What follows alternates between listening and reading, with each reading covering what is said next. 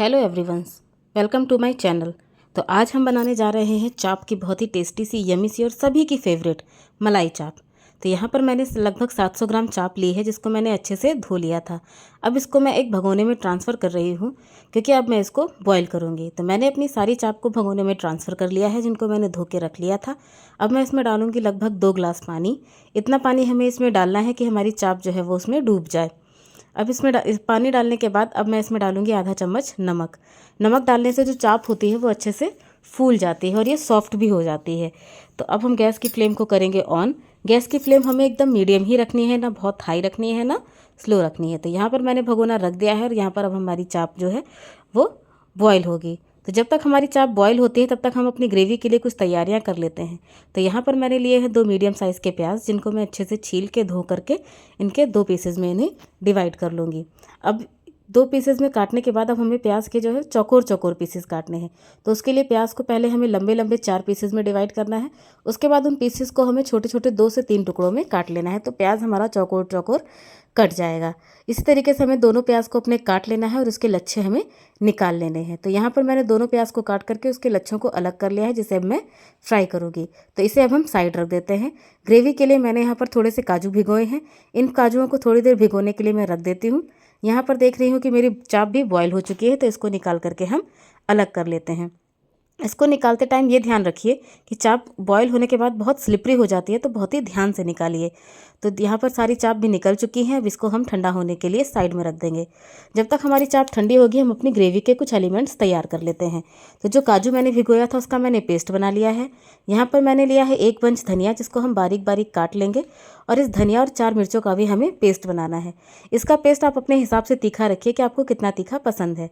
तो ये मेरे धनिया मिर्ची का पेस्ट भी यहाँ पर रेडी हो गया है। तो चलिए बनाते हैं इसकी ग्रेवी। ग्रेवी के लिए मैंने एक पतीले में लगभग 400 ग्राम दही लिया है। ये दही मैंने फ्रेश वाला दही लिया है, ये खट्टा दही नहीं है।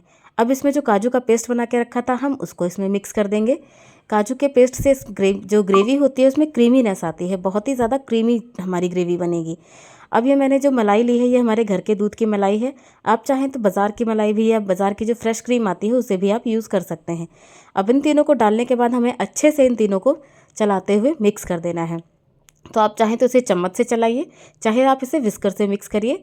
मतलब सिर्फ इतना है कि ये अच्छे से मिक्स हो जाना चाहिए। तो हमें इसे चलाते हुए बहुत अच्छे से मिक्स कर देना है, ताकि जो हमारे तीनों एलिमेंट्स हमने डाले थे वो अच्छे से मिक्स हो जाए। तो सारी चीज़ें मिक्स करने के बाद अब मैं इसमें डाल रही हूँ लगभग 1 चम्मच में इसमें चाट मसाला डाल रही हूँ। चाट मसाला डालने के बाद अब मैं इसमें डालूँगी काली मिर्च। काली मिर्च भी आप अपने हिसाब से डालिएगा कि आपको कितना चटपटा या कितना काली मिर्च का टेस्ट अच्छा लगता है, उस हिसाब से। मैंने यहाँ पर लगभग आधी चम्मच काली मिर्च का पाउडर डाला था। अब इन सबको भी हमें अच्छे से चलाते हुए मिक्स कर देना है। मिक्स करते टाइम ये ध्यान रहे कि हमें इसे बहुत ही अच्छे से मिक्स करना है, वरना चीज़ें अच्छे से मिक्स नहीं होंगी तो टेस्ट हमारा बिगड़ जाएगा। तो काली मिर्च डालने के बाद अब मैं इसमें डालूंगी नमक। नमक की क्वांटिटी मैं थोड़ी कम ही रख रही हूँ, क्योंकि पहले ग्रेवी जो है मैं मैरिनेशन के लिए यूज़ करूँगी, इसलिए मैंने इसमें नमक जो है वो कम ही डाला है। तो मैंने लगभग आधा चम्मच नमक इस पर डाला था। अब इसको भी हमें अच्छे से मिक्स कर लेना है। तो हमारी ग्रेवी तैयार हो गई है, हमारी चाप भी ठंडी हो गई है। तब इन चाप से हम स्टिक्स को निकाल देते हैं। और एक तरफ मैंने ना प्याज को भी फ्राई होने के लिए रख दिया है। तो इन चाप की स्टिक्स को सारी निकाल करके हमें बहुत ही अच्छे से निकालना है। तो ये देखिए मैंने यहाँ पर प्याज फ्राई होने रखा था, ये भी हमारा धीरे धीरे, इसको भी मैंने स्लो आंच पे ही रखा हुआ है, क्योंकि इसे हमें बहुत ज़्यादा नहीं पकाना है। बस इतना पकाना है कि ये हल्का सा पक जाए और क्रंची रहे। तो चाप की सारी स्टिक्स निकाल ली हैं। अब हम इसके छोटे छोटे पीसेस काट लेंगे। पीसेस आपको जितने बड़े पसंद हो आप उस हिसाब से काटिए। मैं यहाँ पर छोटे छोटे पीसेस ही काट रही हूँ। अगर आपको थोड़े बड़े पीसेस पसंद है तो आप बड़े बड़े भी काट सकते हैं। तो यहाँ पर मैंने अपनी चाप के छोटे छोटे पीसेस काटने शुरू कर दिए हैं। तो चाप के पीसेस काटने के बाद हम ये भी देख लेंगे कि हमारे प्याज फ्राई हुए हैं या नहीं। तो चाप के पीसेस हमारे रेडी हैं। अब एक बार हम अपने प्याज को भी देख लेते हैं कि हमारा प्याज फ्राई हो पाया या नहीं। तो इधर हमारा प्याज भी फ्राई होकर के एकदम तैयार है। इतना ही हमें इसे फ्राई करना है। तो गैस की फ्लेम को हम बंद कर देंगे और प्याज को हम हल्का सा प्रेस करके निचोड़ते हुए निकाल लेंगे।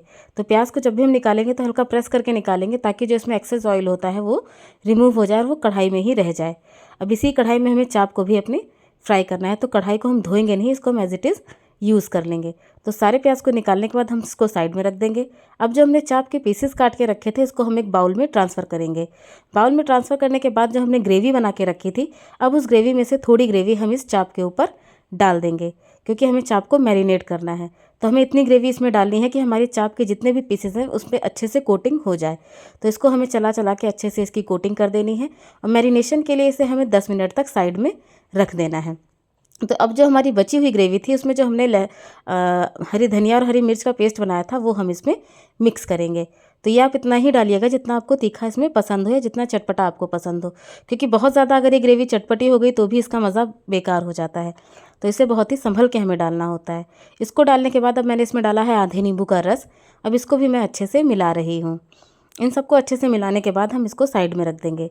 अब हमने वही कढ़ाई ली है और उसमें मैंने डाला था लगभग 2 टेबल स्पून रिफाइंड ऑयल और इसमें मैंने डाला है 1/4 टीस्पून बटर। तो ये मैंने बटर की जो पूरी एक ब्रिक टिकिया आती है, मैंने उसका 1/4 बटर लिया था, इसको मैंने इसमें डाला है। अब बटर को मेल्ट होने तक हम इसमें ऐसे ही पकने देंगे। जैसे ही हमारा बटर अच्छे से इसमें मेल्ट हो जाएगा हम चाप को इसमें फ्राई करने के लिए डाल देंगे। तो यहाँ हमारा बटर जो है वो मेल्ट हो चुका है। तो चलिए अब हम इसमें अपनी चाप को फ्राई करते हैं जो हमने मैरिनेट करके रखी हुई थी। तो गैस की फ्लेम को हमें मीडियम ही रखना है, तेज़ फ्लेम नहीं रखनी है। अगर हमने तेज़ फ्लेम कर दी तो चाप हमारी ऊपर से तो जल जाएगी और अंदर से क्रिस्पी नहीं हो पाएगी। तो इसे हमें मीडियम फ्लेम पर ही इसको हमें फ्राई करना है। तो देखिए यहाँ पर ना ही मैंने तंदूर का यूज़ किया है ना ही ओवन का। तो इसको हम डायरेक्ट बटर और रिफाइंड में ही डाल करके इसे हम फ्राई करेंगे और वैसे ही क्रिस्पी बनाएंगे जैसे तंदूर की क्रिस्पी होती है। तो इसे हमें गोल्डन ब्राउन होने तक धीमी धीमी आंच पे फ्राई करना है। तो यहाँ पर हमारे सारे चाप के पीसेस देखिए गोल्डन ब्राउन हो चुके हैं और ये बहुत ही क्रिस्पी भी हैं। तो आप इसको एक बार ज़रूर बना के ट्राई कीजिएगा। ये रेसिपी बहुत ही टेस्टी होती है और बच्चों की और बड़ों की सबकी ही बहुत फेवरेट होती है। तो अब हम हमारे चाप के पीसेस फ्राई हो चुके हैं तो इनको हम निकाल लेंगे। इनको हम जब निकालेंगे तो इसे हमें बटर पेपर पे निकालना है ताकि जो एक्सेस ऑयल है इसका वो रिमूव हो सके, ताकि हमारी प्लेटिंग में ये ऑयल जो है वो अलग से रिलीज़ ना हो। तो चलिए अब हम इसकी प्लेटिंग करते हैं। तो यहाँ पर मैंने जितने भी चाप के पीसेस थे वो मैं इसको प्लेट पे लगा रही हूँ और इसमें मैं डालूँगी ढेर सारी क्रीम जो मैंने ग्रेवी बना के रखी थी। तो ये जो रेसिपी होती है ना ये बहुत ही इजी भी होती है और खाने में भी बहुत ही टेस्टी लगती है। तो आप इसको एक बार बना के ज़रूर ट्राई कीजिएगा, बच्चे बड़े सब बहुत मन से खाएंगे। तो मैंने यहाँ पर सारे चाप के पीसेस रख दिए हैं। अब मैं इसमें डालूंगी ढेर सारी ग्रेवी। ये ग्रेवी इतनी क्रीमी है कि मैं आपको क्या बताऊँ। आप इसको एक बार जब बना के देखेंगे ना, एक बार आप खाएंगे ना घर पर इसे बना के, तो आप बाज़ार वाली खाना भूल जाएंगे। ये इतनी टेस्टी होती है। तो यहाँ पर जो ग्रेवी है मैं इतनी डालूंगी इसमें कि सारे चाप के पीसेस अच्छे से कोट हो जाएं। जब चाप के पीसेस में इसमें से अच्छे से कोट हो जाएंगे, चाप के अंदर इसकी ग्रेवी पहुँच जाएगी तो इसका टेस्ट बहुत ही इन्हेंस हो जाता है। तो यहाँ पर मैंने यहाँ पर ग्रेवी डाल दी है। अब ग्रेवी डालने के बाद मैं इसमें डालूंगी लगभग आधा चम्मच तक या जितना भी आपको पसंद हो उस हिसाब से चाट मसाला, 1 चुटकी काली मिर्च का पाउडर, जो मैंने धनिया मिर्चा का पेस्ट बना के रखा था वो मैं इसमें डाल रही हूँ। ये भी आप अपने टेस्ट के अकॉर्डिंग डालिए कि आपको कितना तीखा या कितना चटपटा पसंद है। इसको डालने के बाद अब हम इस पर ऊपर डालेंगे जो हमने प्याज के लच्छे फ्राई करके रखे थे उसको। तो ये हमारी जो मलाई चाप है वो बन करके रेडी हो गई है। तो अगर आपको मेरी रेसिपी पसंद आई हो तो प्लीज़ लाइक करें, शेयर करें और मेरे चैनल को सब्सक्राइब करें। तो मिलते हैं नेक्स्ट वीडियो में एक नई रेसिपी के साथ। तब तक के लिए बाय बाय। और हाँ, मेरे फेसबुक और इंस्टा पेज को फॉलो करना ना भूलें। बाय।